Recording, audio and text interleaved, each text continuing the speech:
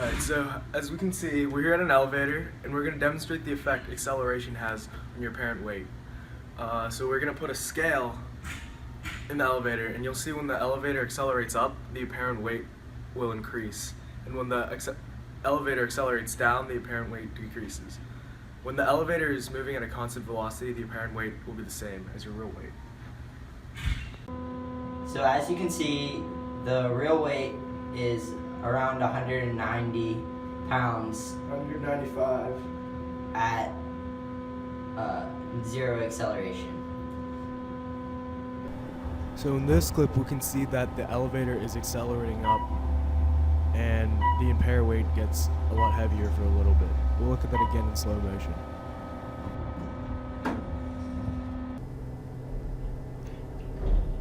So you should be able to see that right now the elevator is accelerating up the fastest.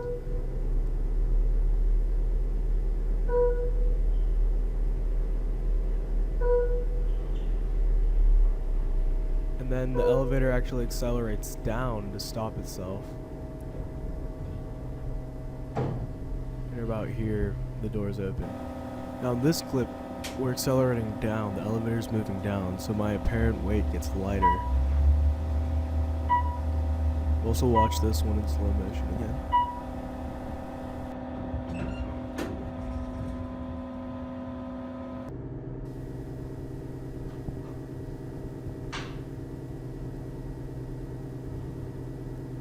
Okay, so right about now, the elevator's accelerating down at its fastest. You can see my apparent weight gets very light.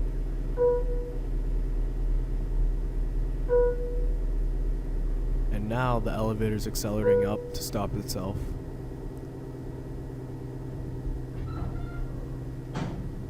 Right here, the door's open. Okay, so now I'm going to explain the physics portion behind why Kevin's weight changed during times of acceleration in the elevator. And to do this, we're just going to use two simple equations. The first being in second law, and the second is the total force that's acting on the object. And to really understand that, we need to draw a free body diagram of Kevin standing in the elevator. So that looks like this. And Kevin has the force of gravity acting upon him, as well as the force of normal.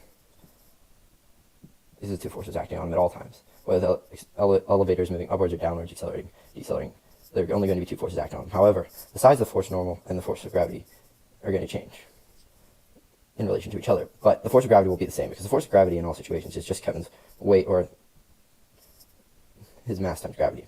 So that's always going to be the same, and I have that up here. That's 195 pounds. That's what the scale reads when there's no acceleration.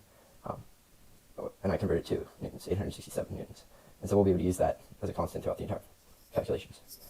However, the thing that's going to cause Kevin's apparent weight to change, or his weight that the scale reads, is going to be the size of the force of normal that's acting on Kevin. And that's what the scale will read. And so when the elevator was moving upward and accelerating upward, you can see that the scale read 920 newtons. And when it was slowing down, but still moving upward, it read 818 when it was moving downward, accelerating downward. Speeding up, it was 814 newtons. And slowing down at the bottom of the elevator, it was 907 newtons. And so using this data, we can determine what the acceleration was at each point. And so we're first going to start with acceleration upwards and velocity upwards. And we're going to change this free body diagram. Now, the force of gravity is going to stay the same. The force of normal is not. It's going to increase because the elevator is pushing Kevin upwards with a force. And that force is what is read on the scale. So in this situation, the force of normal is greater than the force of gravity. That's important to know. But so given that the normal force was 920 newtons, we can use the equation of all the forces acting on Kevin, which would look like this. The force of gravity is negative because there's different directions. Yeah. And so doing this, we see that force normal was 920 newtons, and the force of gravity was 867 newtons. And this comes out to 53 newtons. And then we can use Newton's second law to find that acceleration, that unknown. The mass was 88 kilograms. And so I got this mass from simply taking his weight. And we knew that his weight was 867 newtons, from the scale, but his mass was unknown. Gravity is always the same. And this came out to 88.4 kilograms, which is just what I used in the second law. And given that, I found the acceleration to be 0.600.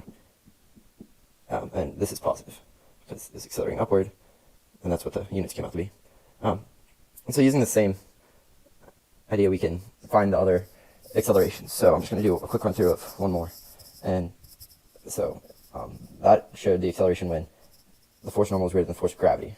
When it was accelerating upward and velocity was in the same direction, the force normal was greater. But when the acceleration is downward, velocity is upward, he's going to have inertia keeping him moving forward, and the acceleration is in the opposite direction of that. So there's again a net force here, and that net force is seen by a shrinking of the force normal.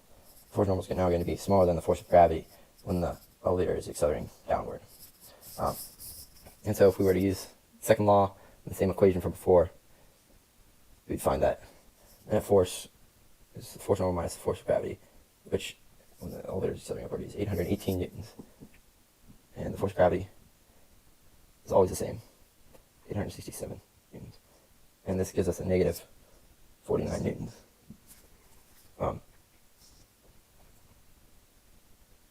And that negative 49 newtons can be used in the second law. And